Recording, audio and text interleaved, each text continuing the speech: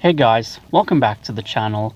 Today I'm going to begin a brand new retrospective on Orphan Black with a review of Season 1. So Orphan Black is a sci-fi drama thriller series focusing on Sarah Manning, a woman who discovers that she is one of several genetically engineered identical clones. The series was created by Graham Manson and John Fawcett. It was produced as a collaboration between Temple Street Productions, BBC America, and Bell Media. It ran for 5 seasons between 2013 and 2017 and comprised of 50 episodes. It was positively received all throughout its run and is often considered to be an underrated gem in the realm of television due to its relatively niche viewership figures. And having watched it about 2 years ago, I honestly consider it to be one of the greatest TV shows of all time. You know, it's very consistent, it's very well written, I love the characters, I found the story intriguing, and it has a unique charm to it that no other TV show on the planet can replicate. And it so happens to be the first ever Canadian series that I will talk about on my channel. And even all these years later, the show maintains a loyal online fan base known as Clone Club. The reason why I've decided to talk about the show now is because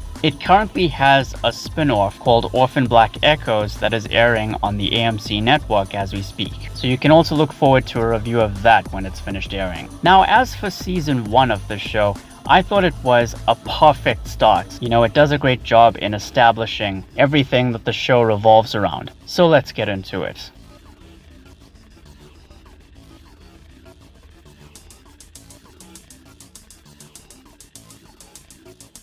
So first of all, the show's overall style and tone really stood out to me. You know, from a cinematic perspective, it doesn't really try to emulate most American TV shows out there. And so when you watch it, even if you're watching it at the time, it has somewhat of an old school flavor to it. Think 2000s television, or as it's better known these days, the second golden age of television.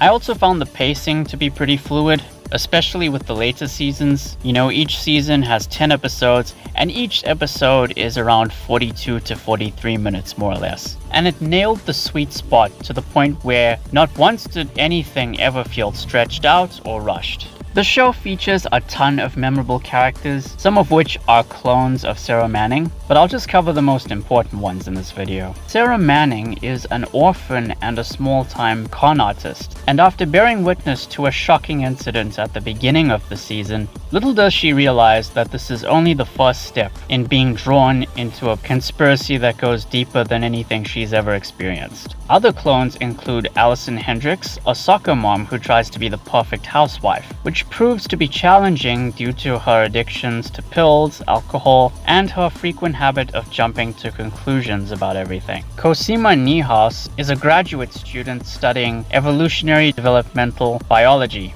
Helena is a fanatic assassin who has suffered severe abuse throughout her life. And there's many others as well all throughout the show, and all of them were played by Tatiana Maslany, who is perhaps also known for her role as She-Hulk in the Marvel Cinematic Universe series She-Hulk: Attorney at Law. Moving on from the clones, there's Paul Dearden, an ex-military mercenary who serves as a monitor for one of the clones. Felix Dawkins is Sarah's foster brother, who identifies as an artist but moonlights as a prostitute. Arthur Bell is a detective who walks alongside Sarah for reasons that are kind of simple, yet kind of complicated, and their team dynamic ended up being one of the highlights of this season. Victor Schmidt is Sarah's drug-dealing, abusive ex-boyfriend, and he's played by Michael Mando, who I'm sure most people recognize as Nacho from Better Call Saul. Speaking of which, I do have a Breaking Bad Better Call Saul playlist if you're interested. Victor is the kind of guy who always tends to be nosy, never accepting facts up front, which in of itself always makes him suspicious. Siobhan is Sarah and Felix's Irish foster mother. Dr. Delphine Cormier is a scientist working alongside Cosima. Donnie Hendricks is Allison Hendricks' husband.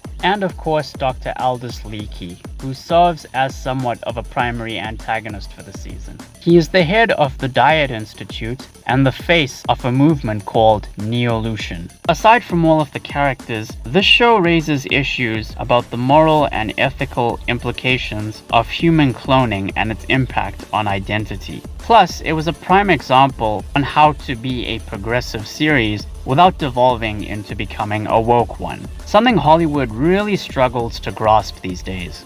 And the finale ends on one hell of a cliffhanger that perfectly plants the seeds for season 2. And yeah, that's pretty much it. Outside of that, I don't have any complaints with this season. It's perfect from start to finish. And I will always consider it to be one of my all-time favorite debut seasons of any TV show. And as for next time, I'm going to be looking at season 2. Thank you all for watching. Please be sure to like the video, share it and subscribe. Ring the bell, take care, and I'll see you soon.